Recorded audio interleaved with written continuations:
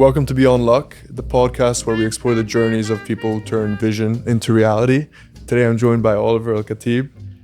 He is a man who helped build not just a brand, but a lifestyle through music, through the world of fashion. He's the man behind the tone, the aesthetic, and the emotional language that has shaped one of the most influential movements in music and lifestyle. And honestly, Oliver, it's a privilege to have this conversation with you, and especially where we're having it. Oh, thank you so much for having me. It's an honor. It's today. So we're in Santo Barilla, Barilla's studio. He's our mutual friend. That's how we first met, and it's actually day one of the opening, and we couldn't have timed it better. I mean, it's What a privilege. honestly, it's what a space too. Yeah, congratulations. Santo, incredible job, Santo. He deserves it, and it's really. It's a space that when I first walked in, I was like, I don't want to leave. I want to stay here. And I think that was his goal, was to make sure that when you walk in, you don't want to leave. So. Absolutely. And it's amazing how it feels like it's existed already for 100%. For 5-10 years. 100%. Doesn't feel like the first day. I want to make a quick anecdote. First time that you and I first had a more than a cosmetic conversation was in March of this year. When you were at San Ambrose having dinner, and I was there, and I saw you, and I just sat down with you. I don't know if I was bothering you or not, but I just sat down, and I started, picking your brain a bit. I think we sat down for about an hour and a half, and we were just talking about life at that point, and I just wanted to say how much I appreciated that conversation, because you gave me some words of wisdom that still stuck to me to this day. So, oh, absolutely, the pleasure's all mine, and I always love to share the life experience for those who appreciate it. 100%. And I love being at San Ambrose in Milan. At the end of the day, I like to go and have a dinner alone and just decompress and just relax. It's such a nice atmosphere. It's like a home, and that's the objective. So I'm happy you feel that way. Yeah, absolutely. So you grew up in Toronto your whole life. What was that like? It's a nice place to grow up. Very multicultural, very open-minded, very young city. Yeah, I think, very unique place to grow up for sure. It's extremely multicultural. I lived close to Toronto for 2 years, and that's something I appreciated a lot about the city. It's so diverse in the cultures and in the way that people think. But we were talking about the city before we started recording, and you were saying that it's a pretty difficult place to live for a couple of different reasons. But yeah, the weather for sure. There's two extremes: very hot and very cold. There's no transition. There's no four seasons. Yeah. So it's two extremes. Very multicultural. I think a lot of I always describe it as a mosaic, where it's built of many different communities and cultures, and everybody kind of preserves and keeps their own culture and their community alive. Kind of the opposite of a melting pot in a way. So you feel, the dynamic changes between neighborhoods and generations of just authenticity of culture and heritage. Has it changed a lot from when you were growing up to how it is today? I don't think so, to be honest. I think it's still very, very much the true spirit of the city is intact. Yes. Yeah. You also come from a pretty diverse background yourself. I mean, Scandinavian, Lebanese. What else am I missing? Canadian, obviously, yeah. Which Canada itself is a very young country. So if you go back far enough, it's, the Queen is on the money. Yeah. It was a British colony at one point. Country. Exactly. So Canadian kind of becomes Irish, Scottish, English, Northern European. But yeah, that's kind of the true essence, of growing up in Toronto is a lot of first and second generation immigrants. And so my parents both came from different places and met at school, which is, a very, common tale to have parents. So my father came from Lebanon and went to school there. And, basically two people who should never have meet and have kids and then leave a mess behind. What do you most identify with? It's has it changed, maybe? No, I mean, I think both, to be honest. I think both. Yeah. And when you think back to your childhood, obviously you see yourself today as a man, and you have your value and your principles. But when you look back to your childhood, what most comes to mind when you relate it to business, when you relate it to your path? What were you like as a kid? I think always very curious, and always really drawn to aesthetics, music and style. And I think, I was always collecting music for as long as I could remember. From specifically kind of grade 1, grade 2, grade 3, I remember going to collect cassette tapes, or just being really interested in what cassette tapes were around the house, what my mother had. But I think when I got to around grade 7 and grade 8, I got really into skateboarding. And this ended up being the culmination of all my interests.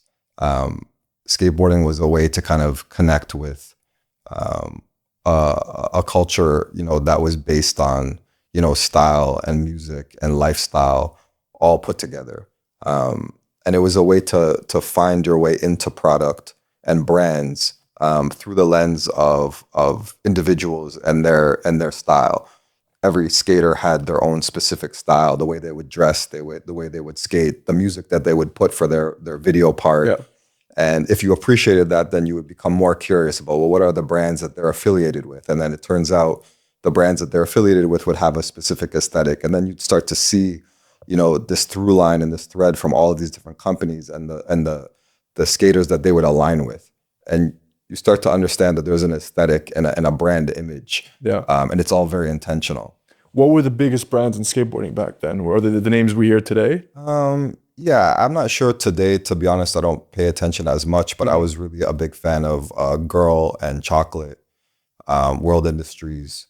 And I think though, Toy Machine, I think all these brands are around today in some shape or form. Yeah. DC shoes, S shoes. Of course. Yeah. Classics. Yeah.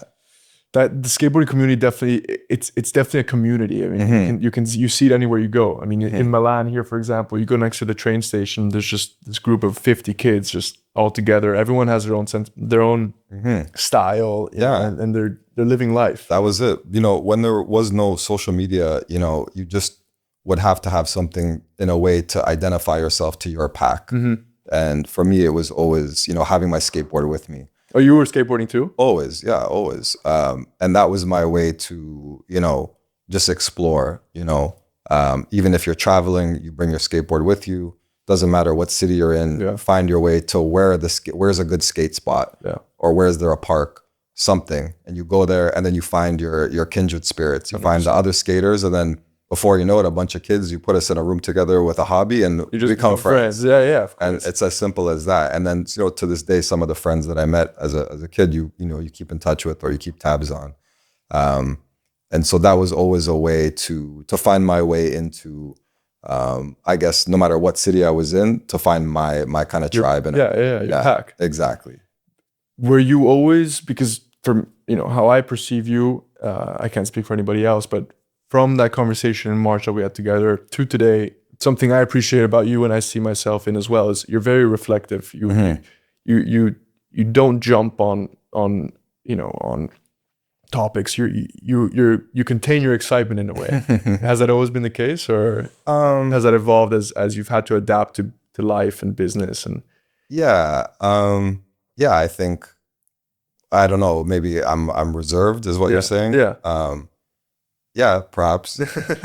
But I'm very enthusiastic about a few things, my work, my family, my principles, all my values. Those things are very integral to the person that I am. And so, I think those are the things that are at the core of who I am, and I try to honor that every day.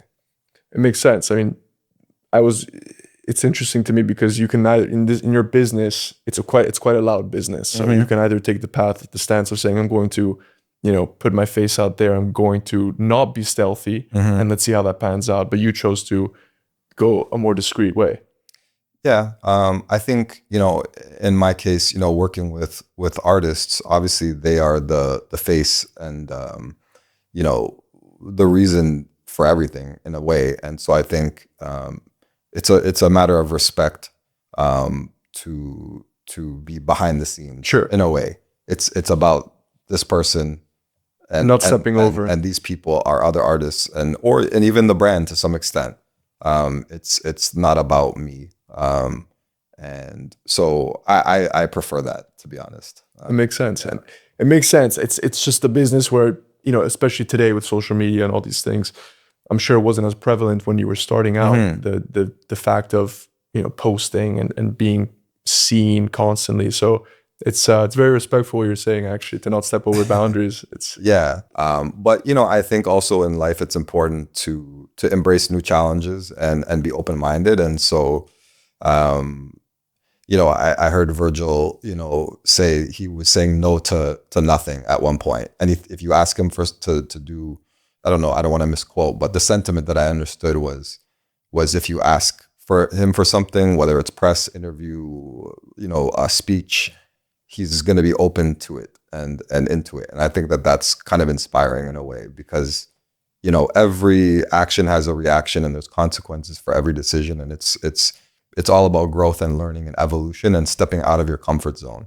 So sometimes it's nice to take a step out and challenge yourself and do something new and see where that lands you. And I think that by you doing that, there's another motive as well, which is that so many people want to know, about your story. And that's such a value add to society and people that, are curious and do admire what you've created. So perhaps it's becoming, more of a responsibility to share in a way. That's what it feels like. And so I can appreciate that maybe the younger version of myself would appreciate to hear from this version of myself in a way. And it would be selfish to kind of keep back maybe some of the things that I've been able to pick up along the way. Yeah, selfish is it's a big, it's tough to label yourself as selfish if you don't want to, be public. But in a way, it's you're doing something beneficial for society. So, that's how I see it. And at least my generation, we have so much access to information that we can't be naive anymore. Yeah, we can't afford to be ignorant to what is going on in the world. So it's I believe a lot in mentorship and finding like-minded individuals and seeking out elder statesmen, people who can provide wisdom and especially as somebody who didn't have a present father in my life, I understood the void that was there for me, and as I got older, I understood more and more how important it is to instill certain information in young men. It's not intrinsic. You're not born with certain things. You need to be taught and mentored. And if you don't have that, you can run into a lot of just life lessons. You'll learn it in some other way, a less convenient way. But you really will learn. And so sometimes I feel it would be nice to pass some of these things on, to other young people who maybe are also missing some of those mentors. Who do you think was your mentor in your early years? I think I've always managed to seek out, different mentors at different stages of life.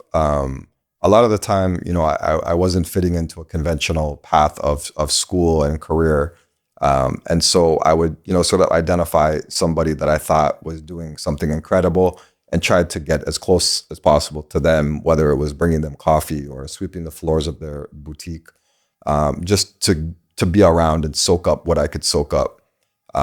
And that, I think, was my path into, a lot of the education that I had was just through working. The minute I was able to get into the workforce, I felt the most kind of at peace. Academia really wasn't for me. I found it very difficult to absorb or focus, in an atmosphere that was very kind of sterile. So I would find, my own sources of education. And I think that that's something that I've continued to do, even to this day, is always being curious and always being more interested in what I don't know than what I do know. And that's kept me very, I think, humble in the sense that, there's always somebody with more experience, more wisdom, more of everything. And so it's a lifelong pursuit. Yeah. There's two themes that you just spoke about that I want to make a point out of. It's humility and ambition, because first of all, it sounds like even in your earlier years, you've always respected that value, which is humility. And I think that for a young person that is as ambitious as you were, or as anyone that is ambitious, seeing a young kid, teenager with that humility is it's so well perceived. And I think that that is a great base to start from. So you speaking on humility, I think it's a great touch point.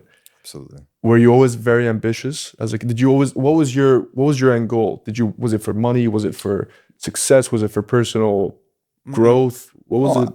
I think it was more just from a place of passion for music and for art and for style and for retail and for all of the arts and direction and photography and I have such a deep appreciation for how it all culminates. I wouldn't say that I'm necessarily particularly good at any one of them, but I'm very interested in how they all connect. And so I've always gravitated towards, people that I think are exceptionally talented. And I have, I guess, a specific taste on who I think those people are. It may be different from who everybody else is thinking, but I have my own views and I'm very keen on following those instincts. And so I've always surrounded myself with people that I think are brilliant in whatever capacity. And then I really enjoy connecting all of those different people together for different specific projects. And so after a while, and that's just fun, like that's just my hobby, like music and all of these things I describe, as a kid, they say, try to follow these hobbies, and I never abandoned them. I just continued on with it. And so, after a while, that kind of turns into an organization in a way of this network of different people that you kind of, mobilize around certain initiatives. Yeah, absolutely. So talking about your initiatives and your start, I want to touch on your time at Nomad and how that influenced Toronto and what that was doing for the culture in Toronto. Absolutely. So United Front was the parent company of a retail organization that had 4 different concepts within it. So there was Nomad, which was sort of a more refined menswear boutique. They had everything from APC and Supreme to Comme des Garçons and Margiela, to the Stussy flagship store, to Goodfoot, which was a multi-brand footwear concept. Tier 0 Nike accounts, Japan exclusives, very interesting sneakers at the time. And then Ransom, which was more of a contemporary streetwear private label boutique. And so I kind of worked my way through all of those different boutiques at different various points. But I would say the main experience there was, one, the mentorship of Matt George, who was the owner and the founder of all of those businesses. And another gentleman by the name of Zeb, who was the co-founder of Nomad. And so for, at the time, maybe I was 23, 24 when I was working there. To be able to go there every day and again, to be surrounded by, some of these elder statesmen who, just had, incredible charisma and style and passion for these businesses and this industry. I was lucky enough for them to kind of keep me, an arm's length. I was kind of like, you can kind of hang around. Yeah. You don't have to leave. What were you doing? Were you working? Or? I was working. It was my job. Okay. But at the same time, the minute I'm finishing my job, I'm going to hang out in the back of the shop, and I'm there as long as I can. Absorbing everything you can. Exactly. Helping the other guys close, helping Zeb close or whatever I can do to just hear what he has to say. So I think always just staying curious and always just being around. But beyond that, what it represented for the city was just this incredible meeting place. Again, this is, maybe 2006, 2007, 2008. Like this is before social media. This is when people had to really go out and find, social hubs to see and be seen, to meet people, to see girls, to see what clothes you're wearing, to hear what music is playing, just to hear what's in. That's it. Yeah. You couldn't do that from home. You couldn't do that from social media. So, you had to have the courage to go outside and walk into a store that was, at the time, maybe slightly intimidating if you're, unsure of who's in there or are you going to be welcomed or, and so it ended up being, this cultural hub for the city for a lot of people to get together. And then it would be, okay, well, let's plan the nightlife and, what's happening tonight in the city, or you'd have to buy tickets for whatever the party was. And But the voice started from it was a place to hang out and meet your friends as well as shopping. Yeah. So it was a very important moment in the city, and a lot of great relationships were made there, and a lot of those relationships flourished into other businesses and to other artist groups. So yeah, it was amazing to be there in that time. Also around that time is when, correct me if I'm wrong, but the global streetwear scene was kind of getting its motion. Yeah. So Absolutely. Yeah. Absolutely. It was definitely, they were definitely at the forefront of ushering in, brands that nobody had heard of. And that, this was also before e-commerce. So again, you really had to seek out the product and to find it. So yeah, people lining up for things, queuing for things, resale market. It was like kind of at the peak moment of that for sure. Who was dictating trends back then? I guess, it was probably Kanye. He was, probably around the graduation time. I think it was kind of post, Dipset. But it was music, it was rap. The music scene. Yeah, 100%. That was what shoes am I wearing? It's what Kanye is wearing. That exactly. Yeah. It's interesting because the fact that you didn't have social media back then meant you couldn't stay home if you wanted to know what was in. So curation probably mattered much more back then than it does today. Curation mattered, but also, on behalf of the consumer, like I said, you had to have the courage and the curiosity and develop your own sense of taste. No one was going to tell you, hey, this store is cool and you should go here, and this brand is cool and you shouldn't buy this. Like it's on YouTube. It's very much dictated to you now, right? It's very much, if you want to know what's trendy and what's cool, you can go on social media and you can follow. Me too. Yeah. Whereas that time, I think you had to have a sense of your own. You had to develop your own, individuality by exploration. And so, just when I was a kid, having the privilege to maybe be in New York for a few days, and just walking around Soho and just all of a sudden deciding to walk into Union, and buy a Cooperstown, mesh back, fitted. It's no one's like, that's just, you have to have, your own That's your instincts. Yeah, I want at the time, I didn't even know what the store was, what the brands were. I just liked something and bought it. And then years later, you're like, oh, that was actually Union, which was, one of the most important stores in New York, for curation and lifestyle. And you don't know until you kind of go and do these things. So I think, that's the one thing that I think is lost on social media is individuality and curiosity and developing one's own taste and style and preference. You couldn't have put it better. That's exactly how it is. It's social media means that you don't have to take as many risks, and being individual, creating your own opinion, buying what you like. Yeah, it's a risk because you could get criticized for it. You could get judged, and people are so afraid of criticism. Exactly. So it's a very important point you're making, actually, because it gets overlooked 100% every day. Yeah, well, it's taken for granted. If you didn't grow up before this time, social media, you don't know. Yeah, that. I mean, it's from one side, if you're born post this period, you don't. That's what you know. Well, and that was the power of traveling. Yeah, was seeing different styles in different cities and different music and exposing yourself to all these different local cultures. Could really change your whole perspective on life. I know for me, my first visits to New York and to Las Vegas, where they would have these fashion conventions called Magic and Project. When I was interning at a boutique in Toronto called Lounge, I was lucky enough to be brought on some of these buying trips to go to these trade shows, and we would drive 10 hours from Toronto to New York, and to me it was just a whole new world.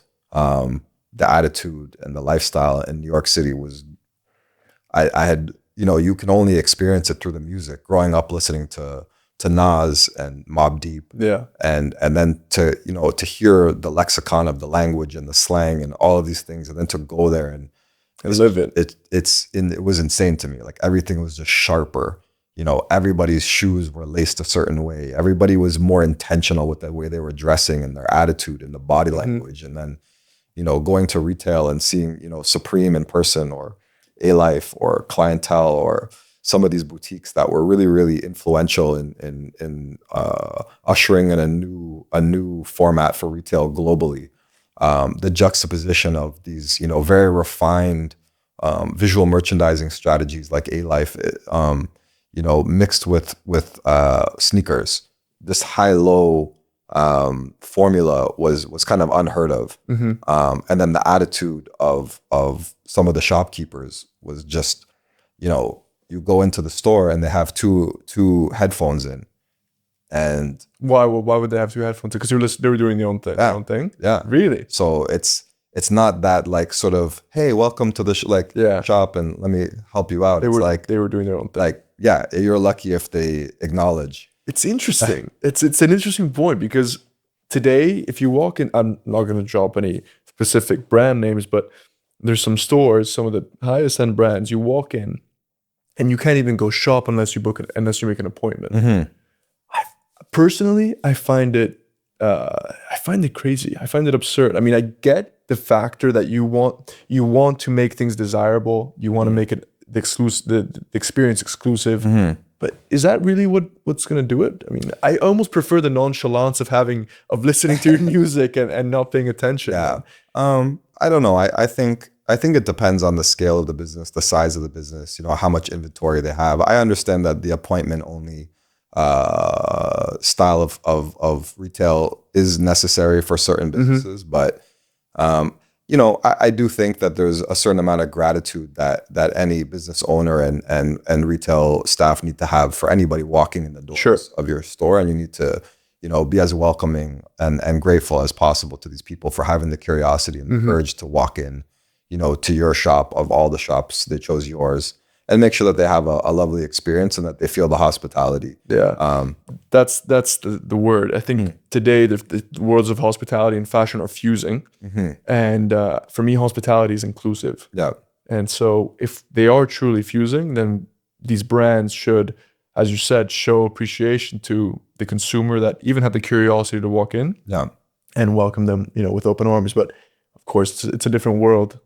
So you worked at Nomad, you started 23, 24. And how long did you stay? Oh, so no, I finished working there probably around 2008. I think 2008, because I was working in retail.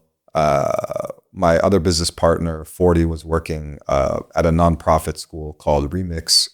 And then in the evening time, we were sort of moonlighting, working with our other business partner, Drake. And so he was actually, I think, finished. He was also having his day job, which was Degrassi at the time, as an actor. And in the evenings, we would all kind of get together and work on music.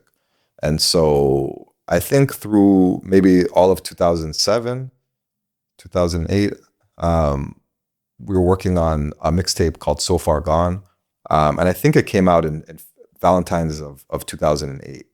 And from that moment onward, Drake's career just took off overnight, literally overnight.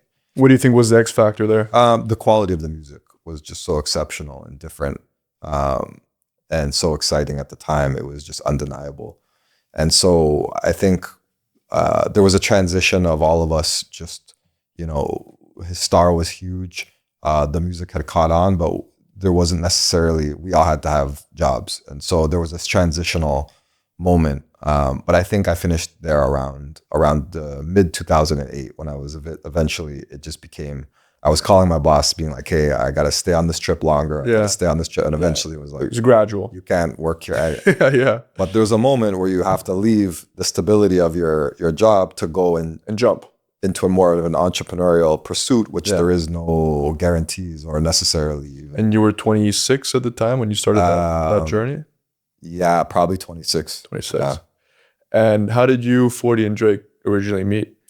So 40 and I met in grade 9 homeroom. Okay. Yeah, we were both in the same homeroom, and two kids both had Lebanese last names and both into music. And just right away it was like, okay, connection. We're friends. And so yeah, our friendship grew throughout high school. He was always into music. He was always a step ahead. He had turntables before anybody, the right ones. You know, I had the belt drives. He had the Technic 1200s. He had audio equipment. You know, subsequently he became an audio engineer, and that was his whole his specialty. He's literally a genius. And so we kind of grew up, you know, with having music in common. And so after school, we would trade records and make mixtapes for each other, and eventually, you know, DJ parties together. And you know, at one point, I veered kind of more into retail, and he was working in recording studios as an engineer. So we were sort of, you know, adjacent in a way, like, you know, the community and the people that were between us were similar. And we were both kind of downtown, you know, working, and we'd always find ways to meet up. And so that was how I met him. And then for Drake, we met, he was coming to the first store that I worked at, Lounge. So he would come in and shop. Yeah, exactly. And just, you know, the birthplace of many great friendships. As you said before. Exactly. Yeah, that's great. What was your first impression? Before you told me, you guys connected right away. And when you first met Drake, what was your first impression of him? Yeah, he's a very intelligent guy, and he has a knack for identifying, you know, I think unique individuals, and aligning himself with those people. And so I think at first I was kind of taken aback by his interest in pursuing a friendship with me, but it started sort of as I'm going to start doing some photo shoots, and you know, I'm pursuing music, and you know, it would be nice, you know, to work with you on some of these photo shoots. And so I was happy to do that, and it kind of at first was like, okay, you know, I'll come with you on the set. And very quickly it was like, oh, you're playing this music on the set, I like this music, what do you think about this song, I like this. And then back and forth right away there was an immediate friendship around music, and a shared passion for that. And then it turned into, you know, well, this is the music that I'm making, and I was like, okay, well, this is cool too. And then just, you know, shared artistic vision in a way, and trust of taste, and integrity and authenticity. And so very quickly we developed this sort of creative compatibility and trust, you know, 1-2 punch together. And on the music side, just most music in general, lifestyle, brand, you know, everything. I think he felt that maybe I was somebody that he could trust with his brand, that he knew this guy is going to be even more discretionary than anybody, with protecting my brand, and maybe, you know, helping propel it forward in the way that he sees it should be moved forward. So. And at what point did OVO come about? After you guys met? Yeah, it started probably also around 2008 as a blog. And it was blog. It was just a blog that I had started just to share, you know, my different interests, you know, whether it was style or music or photography or girls that I thought were attractive, like anything that I wanted to put out there. And I think it kind of had a little bit of traction just locally. It was, you know, starting to get a bit of following, and it just became sort of the de facto name of our group of friends. Started to become OVO. And you know, this was a time when MySpace was the prominent sort of social media platform, which was very sort of limited in a way that you couldn't express yourself too uniquely. You know, why do you say that? I think it was kind of primitive in terms of you know, you could put one song, you know, you could maybe make a tile background. It was limiting. Yeah, so the blog was a little bit more free, like you could express yourself more. You could have more creative control over it. And so as he started to make music, it was like, well, let's put this music here. Let's, you know, in a way, surround this music with all of the inspiration and behind the scenes. And, you know, it's a way more authentic way to deliver the music than kind of the sterile, you know, MySpace approach. So as we started to put his music on this website, and it started to be this representation of our crew and our values and our aesthetics, it just became, this is our movement. A community. This is our crew. Yeah. This is about what we stand for. And so that was really the essence of it. It was fairly organic. There wasn't really necessarily, I sort of, you know, always felt that the name was ambiguous enough that it could kind of pivot and grow with us. It wasn't something that we were going to outgrow very quickly. It had a sort of a vagueness to it, but an aesthetic to it that that felt like something that we would continue to grow into and become timeless in a way. Yeah. How did you guys come up with the name? So I'm born October 1st. Drake's born October 24th. So please welcome October's very own Drake and Oliver. There you go. There you go. That's incredible. And so you started on the blog. You started, you know, and that was to show you got your guys' crew and how you move and how you feel, how you see the world. What was the transition to it becoming a label? So as things began to snowball with Drake's career and the traveling began, the touring began, I felt, you know, that we all wanted to have some sort of, you know, jacket, for example, to identify ourselves amongst the crowd. For sure. When we're traveling and, you know, security is saying, who are you and who are you? It's like, if you have this jacket, it's like a badge. Like, don't worry. If you have the jacket, you're good. And so the first item that we made was a collaboration with a Canadian outerwear brand called Canada Goose. And so I had developed a relationship with the CEO over the years because we were carrying some of his products, you know, when they were still primarily a hunting and fishing brand. You would find the product in outdoor stores. I didn't know that's how Canada Goose started. Yeah. It was a very utilitarian brand, okay. You know, that was adopted by lifestyle and fashion. And I think that one of the boutiques that I was working at earlier, we were buying the product as more of a lifestyle. We were buying the jackets, you know, in very crazy colors, orange, purple, neon yellow, things that, and wearing it more for style. And so they were selling out and the brand was becoming increasingly sought after, especially in Europe, and there was nowhere to get it. And so we had managed to get listed on the Canada Goose website. And so we'd have people from Sweden and all over the world coming to buy these jackets. And so I began going back and forth with Canada Goose to be like, we need more. Sure. I need more. Sure. I need more. And he started to take note. And eventually I was able to sort of parlay that into, let me make a jacket that's, you know, almost like, let me design, let's make a jacket. Let's make the uniform. Pretty much. Yeah. And he had the foresight, you know, to see what we were doing and believe in that and sort of honor, you know, what we had started doing with the brand in a way. And so I was able to make, you know, 300 jackets with him. You know, I said, you keep 150, I'll keep 150. You can sell yours to cover the costs of this 150. And I'm going to use these other ones to kind of strategically, you know, give to my friends, first of all. And the balance we'll put in some of the stores that we really, you know, appreciate. Nom de Guerre in New York, or Opening Ceremony, or Nomad. Just an homage to the stores that we felt were really influential for our style POV at the time. And so there was no logo. It was just a all black, you know, bomber. And that kind of became something, if you had, it was like it was recognizable. Sure. So it was sort of a product first, you know, approach, no branding, just for friends and family. First collaboration ever? Yeah. That was the first OVO product.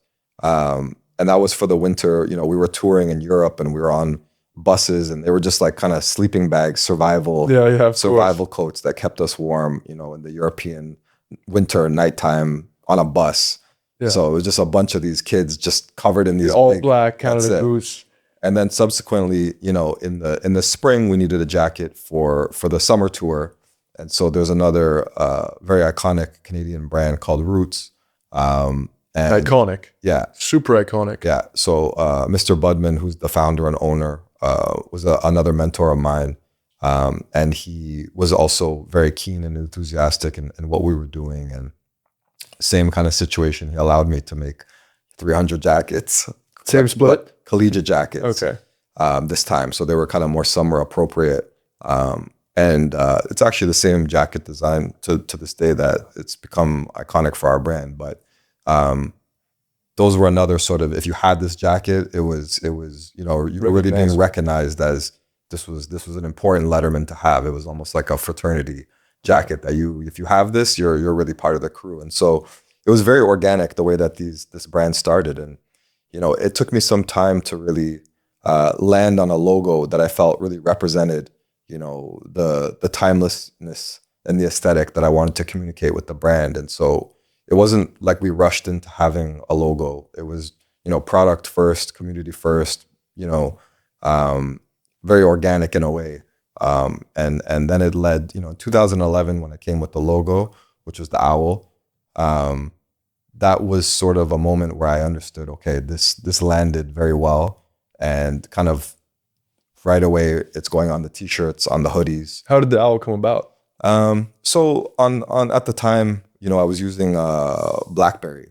And so BBM Messenger was, I don't know if you were. Yeah, of course. Okay, absolutely. So I was playing the brick game on BlackBerry. So, it was all about having the statuses, and so we'd always be writing our statuses in some unique way. And so I always did, I don't know what it's called, the squiggly brackets, and then OVO. Okay. And I always felt it kind of looked like an owl in a way, okay. A little mini owl. And so when we were doing the logo studies, it was like, let's explore something with an owl.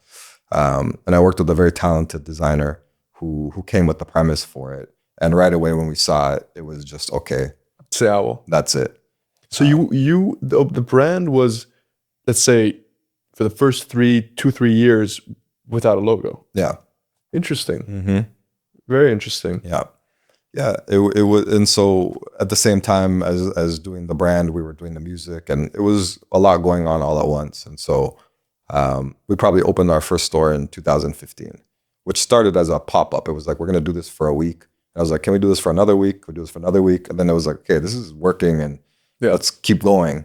And eventually we signed a lease. And in Toronto. So, so it was, I think I always had the intention, but it was never necessarily like, now we're starting a business. Yeah. It just kind of. It was organic. Yeah.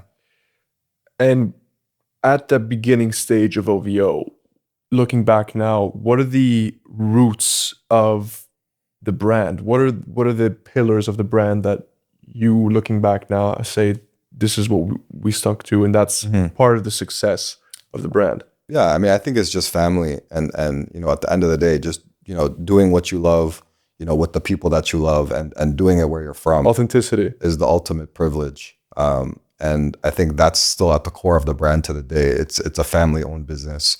All of the founders, we're all still involved in it. It's very near and dear to our heart, and I think it's something that represents our crew, and to some extent our city, and to some extent now our country. And I think that's a great honor to become synonymous in a way with representing a country. And I think that we have a great deal in pride and understand the responsibility that we are representing our country to the rest of the world.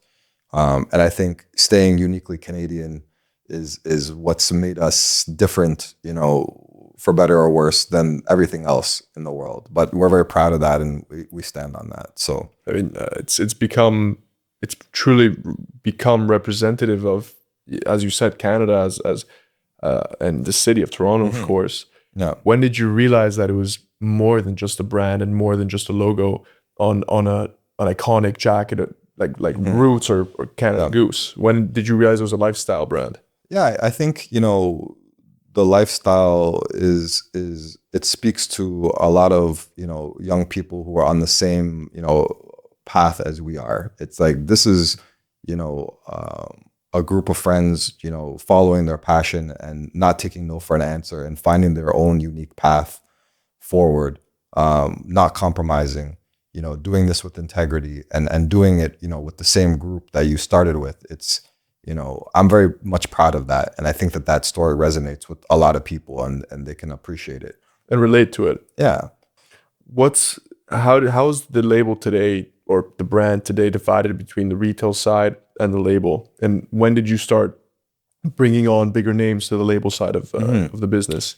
I think we founded the label also maybe 2010, 2009.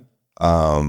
And so that as well came about quite organically, in the sense that, probably more 2012 or 13. I think,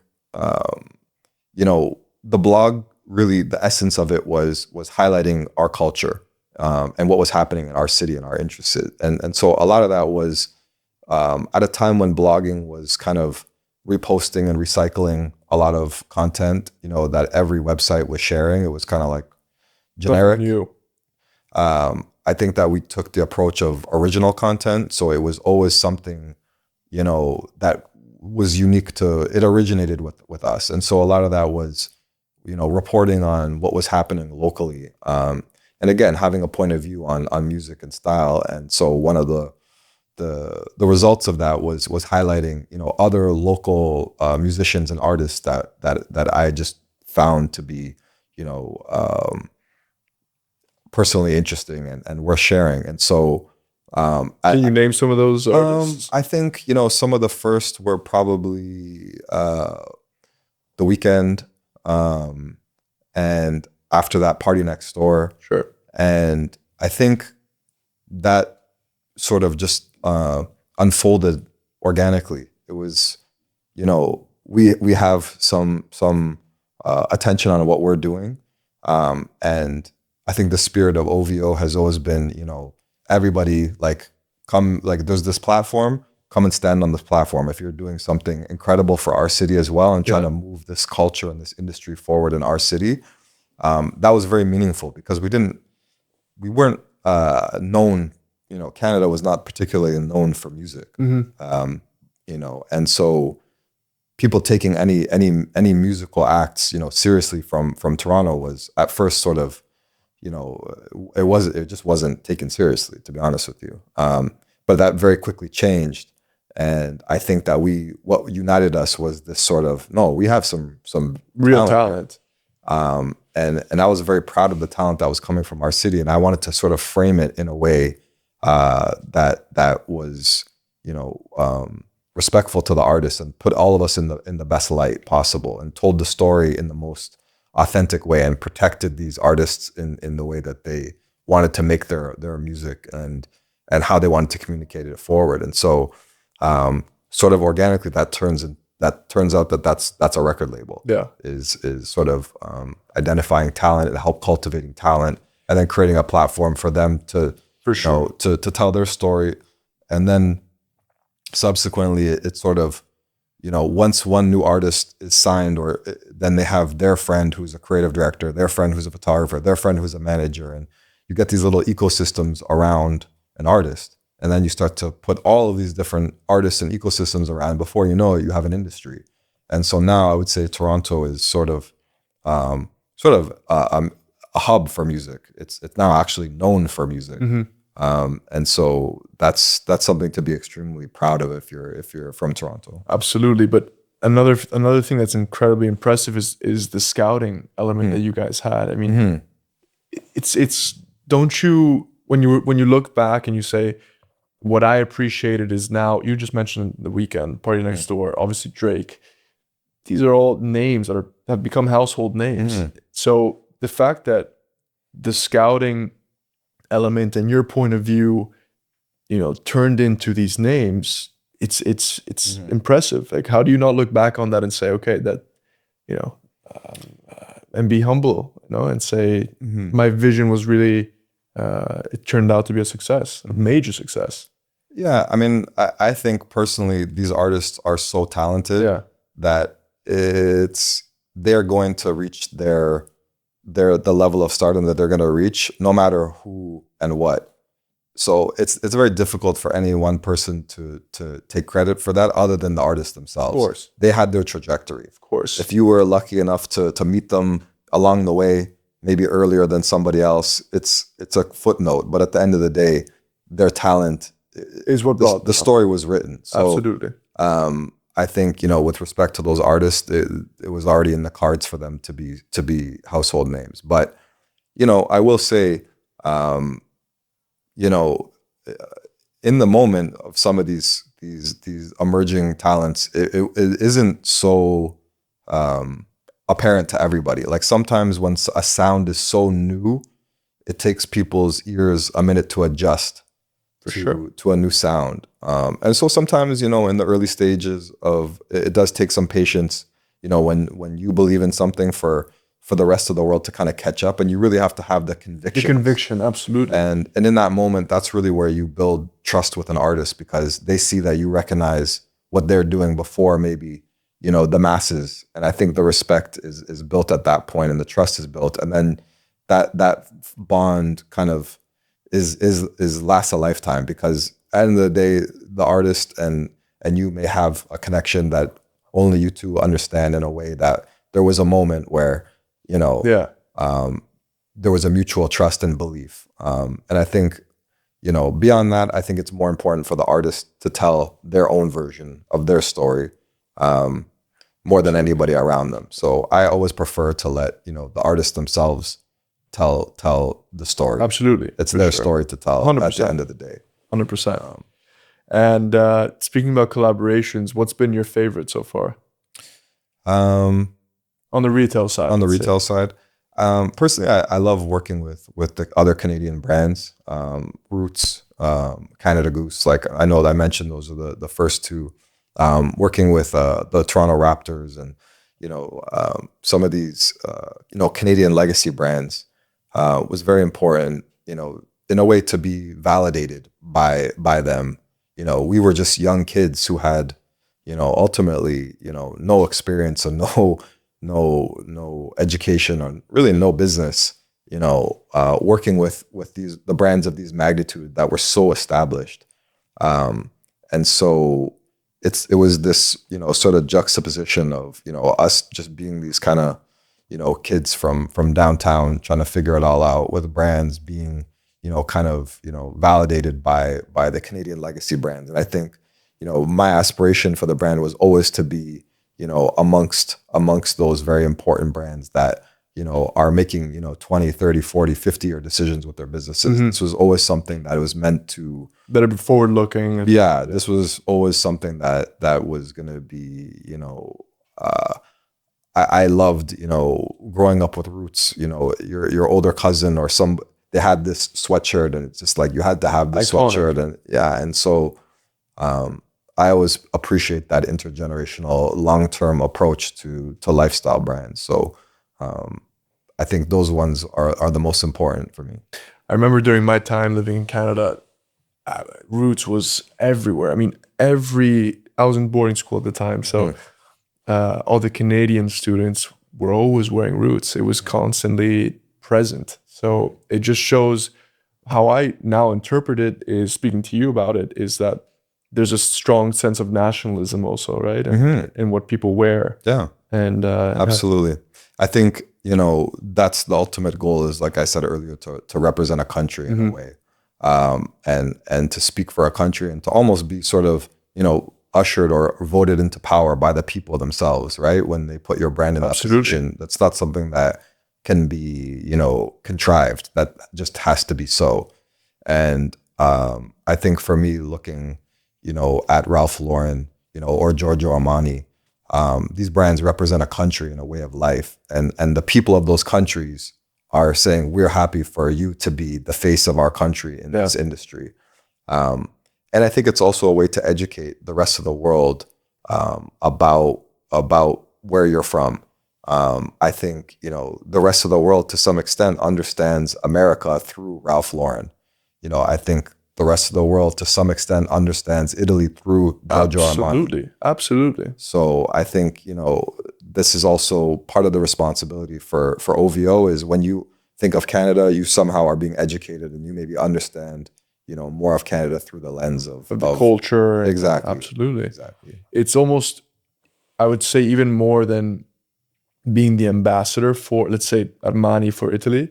It's almost like the ambassador for the idealistic Italian lifestyle, right? Exactly. It's Ralph Lauren as well. I mean, the countryside facet of his clothing, Armani with the elegance, you know, even if, you know, going to the office dressing from head to toe in a very distinct way, they're definitely ambassadors for the idyllic lifestyles of each country, for sure, without a doubt. Yeah.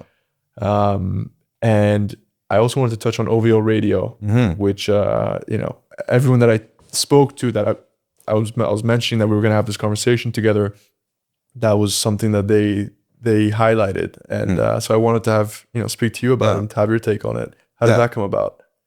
I mean, as I mentioned, you know, for me, growing up on music and just being curious and having the ear for music early, it's just my passion. And, you know, I think I really had to refine, you know, my ear in my teenage years when I didn't have, the resources to collect large amounts of music. This is before you could download music. You'd have to go to the store and buy the physical CD, tape, or vinyl. And I collected vinyl. And, if a single, which would have, 2 songs, with an a cappella and instrumental would be, $13, versus an LP, an album, which would have all the songs, but no instrumentals, would be around $22, $25. And, as a teenager, maybe you mow the lawn, that you scrounge together $20, $25 max a week that you could spend. You could leave the record store with, 2 singles or an LP. Sure. And so these are very big decisions you have to make. And so also you have to make the decisions in a vacuum because, Thursday night, Play the Record was the main record store. Thursday is when they get the delivery. And it's first come, first serve. They would have 10 copies of this, 5 copies of this. And so you had to be there. First of all, you had to be there to get it. Then you had to get your whole stack, go to the record player, put the headphones on, and you would have, a few minutes to qualify. Okay, I have to listen, absorb. What am I going to leave here with? What am I going to buy? What am I going to get home and then hear on the radio? How beautiful is that though? Like just hearing you tell me that story and how that experience went about, it's beautiful. That doesn't exist anymore. No. That decision-making factor, that critical thinking, even if I'm buying the single or if I'm buying the LP, it's back, it was a big decision to make. Big decision because you're building your collection. Yeah. And these things would sell, and that's that you're not getting it. So it would help you to develop, I think, your own personal aesthetic for music. There's music that is, everybody can say this is great, but is it my style of music? I don't know.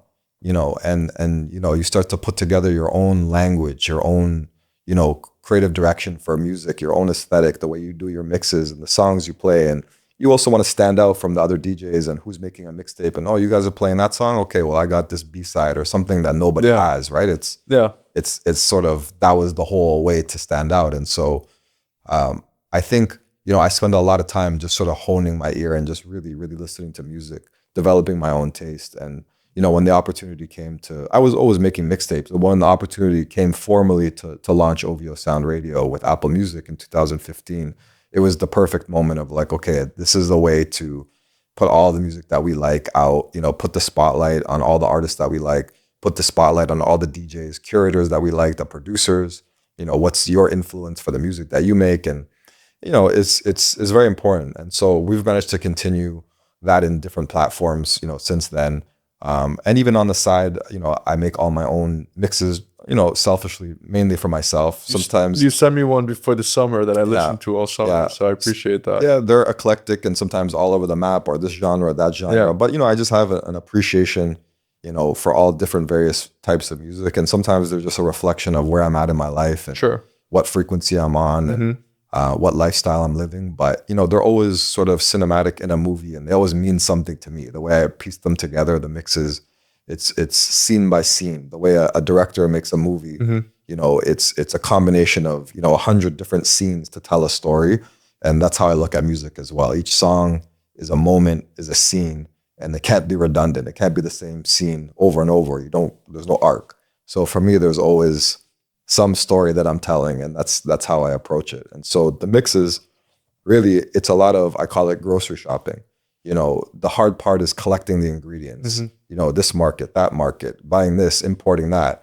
The cooking is easy. Once you have the ingredients in front of you, you cook. You cook. Yeah, 100%. On the DJ side?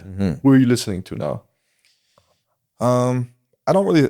Honestly, like respectfully, I don't really listen to I listen to the music that I like. Sometimes it's an instrumental I just have on loop. In my iTunes, I've listened to this 30-second piece, 1,000 times on repeat. Old music comes back around, always revisiting, music that is at the core of, my being, things that will always be true for me. It helps me, dial my ear back to a certain sound and reference point. Anything Prodigy or Mobb Deep is kind of, takes you back. Yeah, I have touch points that I'm always going back to, depending on what season it is. Summertime, there's a different feeling in the air. For sure. Wintertime, there's a different feeling. But I think where we're from, there's these such extreme weather systems that the music somehow is a reflection. That there's a deep feeling to the music that reflects kind of the atmosphere that's uniquely Toronto, and I think that is always somehow infused into what we're doing. Do you get affected by the weather, like emotionally? Yeah, I mean, just aesthetically, I think it's aesthetically for sure. It reflects in the art, but yeah, on a practical level, it's like I said, Toronto is not always a fun place to live because of the weather. -40 Celsius is not fun. Yeah, it's just it's okay. It creates it creates other ways of living, right? It can be very cozy in the winter, and you have to really be okay with hibernating and yeah, absolutely. Yeah, absolutely. But it can be tough on the psyche. A lot of people, like, we have to travel a lot just because people have seasonal depression or it's too cold. Well, that's why I was asking if you personally get affected by the weather. Yeah, it's very dry in the winter, I would say. Very dry and cold, and just it can be very bleak. But a lot of snow. So sometimes the snow makes it feel brighter, more joyful. Yeah, in a way. So it's nice. Listen, I love it. You're still based there. Exactly. It's always home. So there's a reason why. Exactly. You're still tied to the city. It builds character. For sure. For sure, it builds character. And it makes you appreciate other places in the world that much more. Absolutely. Absolutely. Not to take anything away from the city, but no. And I just going back to the beginning of OVO, a question that I think it's interesting to always ask is, I'm sure that you and your partners, 40 and Drake, weren't always aligned on a value level and on a vision level. What do you think was the bottom line for the three of you to say, okay, we might not match and we might not agree on this topic, but how do we move forward? What was your stance on that? I think that we've been blessed in the sense that there's an immense amount of trust for the fact that everybody is sort of a subject matter expert. In a way, there's no redundancy. What one person's core competency is complements another person. So in that way, everybody has their domain to really be sort of the authority, and we all trust each other. So it's been very, there's a harmony there, I would say. So luckily, we've always really delegated big decisions within whatever jurisdiction of the business it is, and ultimately we collaborate. But, a lot of the time it's following the lead of Drake, who is a visionary genius. He really is. I mean, it's beyond incredible comprehension. Yeah, like totally agree. It's something hard to put into words, and you kind of have to know him. And if you do know him, you'll know exactly what I'm saying.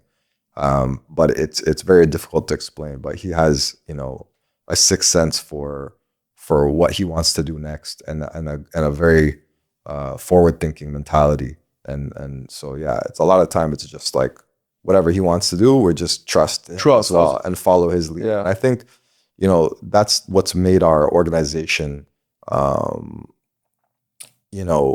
have the best chance of success is that everybody is okay with playing their position, and everybody is happy to be doing what they do and how they contribute. Like everybody just wants the success of the organization, right? It's the collective effort. That's it. If you have to be sitting on the bench, you sit on the bench. If you have to be the water boy, if you have to be sweeping the floors, whatever's going to help the organization win the championship, it's about the team moving forward. It's not about any one person's glory. It's the collective success of the group. Exactly. So there's no egos, and everybody is very, very humble and grateful to be a part of it. And trust. Trust is the base of absolutely. Trust in the fact that your partner knows what he's doing. Yeah. And also fundamentally trust in the relationship and absolutely. 100%. And now we're in Milan, obviously. This is you said it was your fourth time here this year? Third or fourth? Fourth. Yeah, third in Milan, fourth in Italy. What keeps you what keeps drawing you back to the city? Well, on a personal level, I love Milan. It's my place for inspiration and just to get away. I've made some very good friends, which I now consider family here, and I love to see them as much as possible. And I also have a tailor in Milan that I like to visit often. Yeah, makes sense. Makes sense where we are today, and I can't get over how beautiful the space is. It's really, it's phenomenal. I'm so happy for Santo. Really, it's as I said before, it's like you don't want to leave. When you walk in, you just want to stay here. And he also made a private room over there with this beautiful couch. Obviously, you were in there before, and you want to sit down all day. It's incredible. It's incredible. So proud of him. So, like Milan, where else would you go when you say I want to find inspiration? What's another place that you go to in the world? I think New York, like growing up in New York City, was the most inspirational for me. Like I said, just the city is just a cut above. You know, everything is just sharper and cooler. Yeah. Some of the most interesting people I've ever met.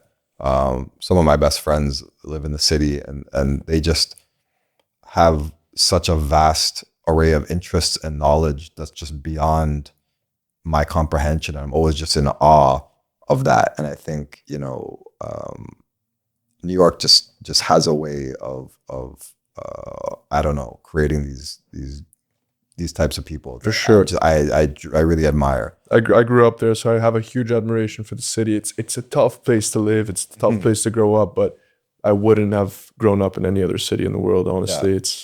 It's a privilege to grow up in that city because it forms you. And as you said, it's a sharp city. And you have to be sharp. You don't have a choice. Yeah. So 100%, I totally relate to that. I love New York. I think I love Miami. You like Miami? I love Miami. What do you like about Miami? The weather, the ocean, the lifestyle, the glamour. It's very glamorous. Yeah.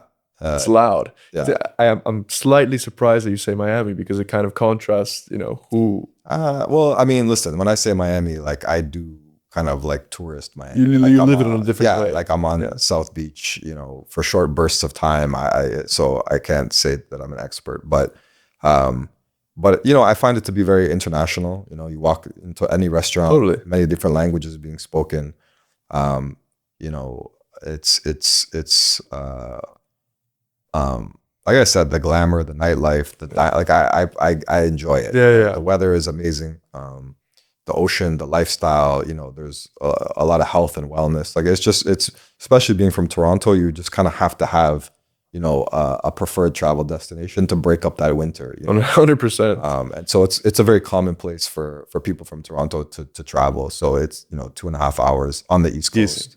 But yeah, I think, you know, Milan, New York, Toronto, you know, Miami, those are really fun. Pretty good places to get influence from. And obviously leaving aside Miami, but you lead a pretty disciplined life from at least that's the persona and that's what you give off.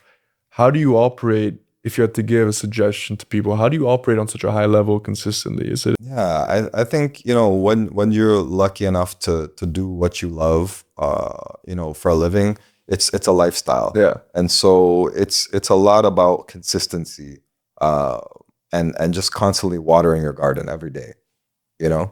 And nothing happens overnight, but I think, you know, having the discipline to do things the right way every day, and finding the balance of other things that you enjoy to stay inspired, you know, to connect with family, to spend time outdoors, to take care of your body, to work out. These are the things that I think compound for sure over time. But I think if you know, obsessively, you know, work too hard, eventually you can burn out. And then, you know, instead of doing a little bit every day, you're going to have to do a lot of something, you know, it's, it's every day. Small effort. Like whatever you don't do is going to come back to you at a different, less convenient time with higher stakes. So you can't skip any steps in life.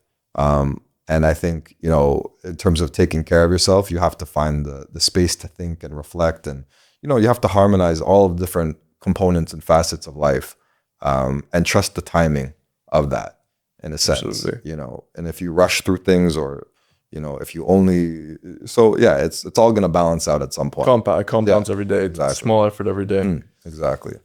So speaking a little bit on your persona, is there a philosophy or is there a place you go to when you feel lost in business and your personal life?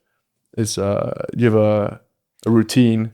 No, I think it's natural for people to want to compare themselves. You know, I think, you know, the comparison culture that social media has kind of cultivated, you know, can be detrimental when you're looking, you know, at someone's, you know, best moments and perhaps contrived moments, and it can make, you know, people feel maybe discouraged about where they're at. And I think, you know, no matter what age you're at, it's just honoring your own journey and your own timing. And as long as you're doing your absolute best with the best intentions, that's all that's within your control. And I think as long as you are, you know, in a way growing or maybe, you know, better than you were the day before, that's all that matters. And so I think just, you know, having the curiosity and pursuing, again, you know, what you don't know, and kind of, you know, embracing your fears and your insecurities, and using those as almost lighthouses to inform, you know, your own work that needs to be done. I think that conscientiousness is what I stay in touch with. And that's what really drives me is how can I be the best version of myself? And just continuing to look inward.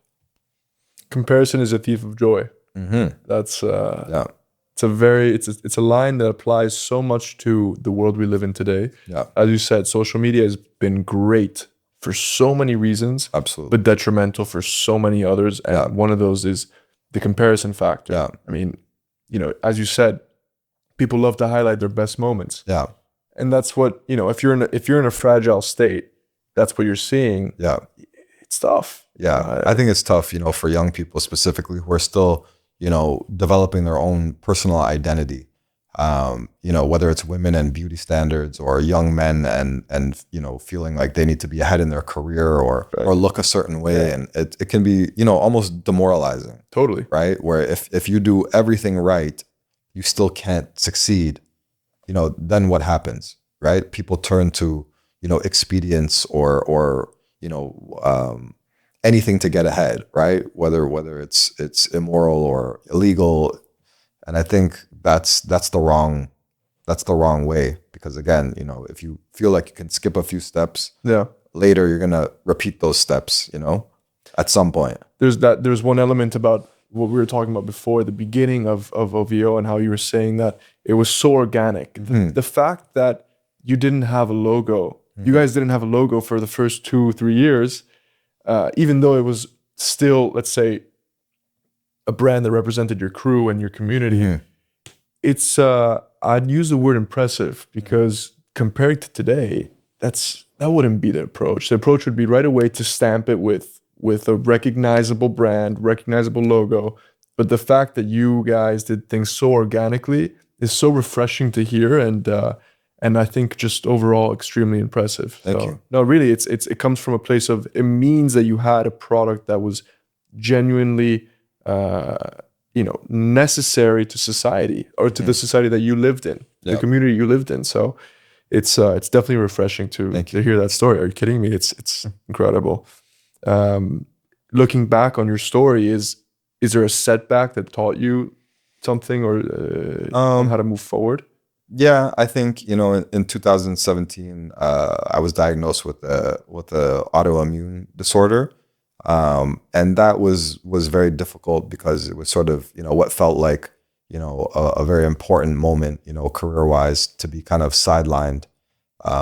It's very difficult, you know, to have to sit out and to tend to your health and not be able to, you know, participate, you know, in work to the extent that you want to, in the social life to the extent that you want to. And, you know, you look at social media and people are living their lives, and, you know, you're kind of at home having to heal. And so, you know, as much as the healing, you know, the practical side of healing, it takes time and discipline. It was also about unpacking, you know, how did this even happen in the first place? And I think that was the most, you know, informative moment, is in a way, you know, I had this time out for me to sit and reflect. And it was basically teaching me that maybe, you know, the path that I was on wasn't sustainable, and that I need to get more in touch with myself. Maybe that meant, some more boundaries, some more values, that I hadn't managed to cultivate. And as I mentioned, hadn't been instilled in me. And this was a moment where I had to become my own teacher and my own father in a way, and try to pivot from, you can heal, the wound, but at the end of the day, if the habits continue, the wound will just come back again, Reopen. in a different way. So you have to heal from a much deeper place that creates different patterns, that creates a different outcome, and stay in touch with that. And so that was a moment where, my values, my principles had to be further established, and I had to get in touch with, how things were affecting my soul in a way.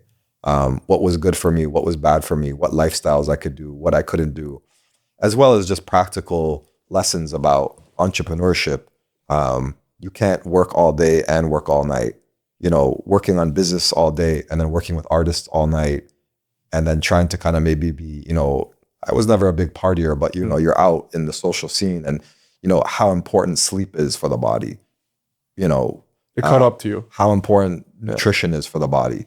All these things you can't ignore. And so that was a very formative experience in a way, where I had to integrate all these different things and harmonize them with the life that I wanted for myself, and the ambition and the entrepreneurial pursuit. And to this day, I think that's what's given me, perhaps at times a bit of rigidity, but also, the baseline in a way for how I have to live my life, to have the sustainable energy and outlook. And so, in a way, it was the most difficult thing that's ever happened to me. But it was also the most important thing that ever happened to me. So sometimes, rock bottom can be, the best thing that can happen for you if you can stay in that moment and reflect and learn about how you can change and move forward on higher ground. It takes a strong emotional skeleton to not view yourself as a victim, but rather say, okay, let me use this as a constructive and informative moment to move forward as a more composed, disciplined, and overall better man. Yeah. So the fact that you took that and are speaking about it in such a constructive way is really it's impressive, and I think people should take from that, because everyone has down days and bad moments. Who more serious, who more cosmetic or superficial, but at the end of the day, we're all affected by something, right? So it's the way you approach it is definitely inspiring, and thanks for sharing that, because it's of course, I think we all have to take accountability for our own 100%. Physical and mental health, and I think it's not easy. It's often very difficult, and it's easy to to become a victim, or why did this happen? But it's empowering in a way to find out why this happened and how we can change this, because it can affect your life and the life of the people that you care about around you. And so it's important to understand, that, they say genetics load the gun and lifestyle can pull the trigger. And the lifestyle factors can be stress, can be, your diet, what you're consuming, people, habits, sleep, lifestyle, nutrition, exercise. All of these things are going to have a profound impact on a person. Yeah, exactly. So pre-17 and post 2017, you're obviously a different man. I mean, you lead your life in a different way. Yeah. How different? Well, I think having these principles and values and staying in touch with them was creating a feedback loop for myself that created a self-worth and a self-respect and a self-esteem that maybe wasn't always intact.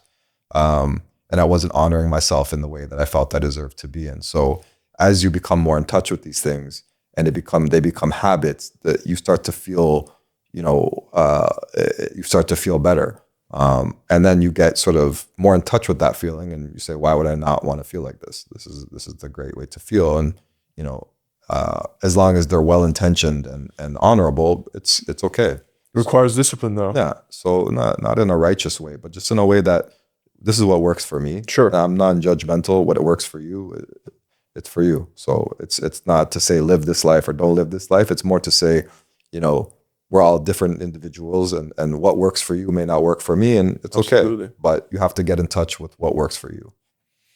And looking ahead, what do you envision in decades from now? Because you mentioned before you love companies and businesses that look to could build over 10, 20, 30, 40, 50 years. Where do you see yourself? How would you like yourself to be seen down the line in these decades? And how would you like OVO to continue building this legacy over the next few decades? I think,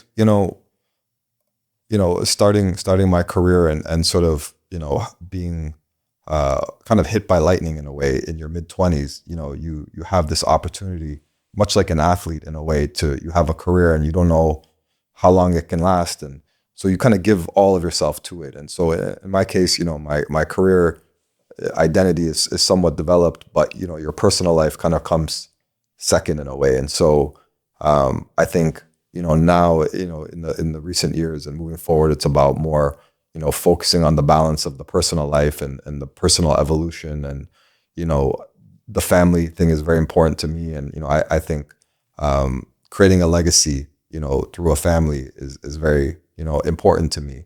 And I think, all of these different pursuits that we're talking about are great, but ultimately, your kids will be your biggest legacy. And so making sure that I'm somebody that will be respected by my children and that my name will live on in the right light with them is kind of what I see as the most important legacy and purpose for a man. Beautiful. And that's your personal side, which is admirable. Oh, what about for OVO? I think it's just, again, creating a legacy and something that is always going to be remembered for having the right values and ethics and authenticity. I can't say enough how important that is for a business and for a brand. And so it's representing us as we are in real time, actively, making music and art. And, it's very representative of us. So the authenticity is the most important piece for now. And the way to not dilute the brand is by sticking to that authenticity. Absolutely. I totally agreed. Totally.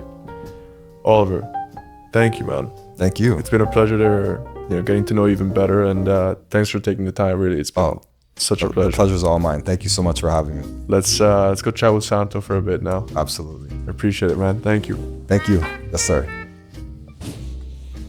All right, guys.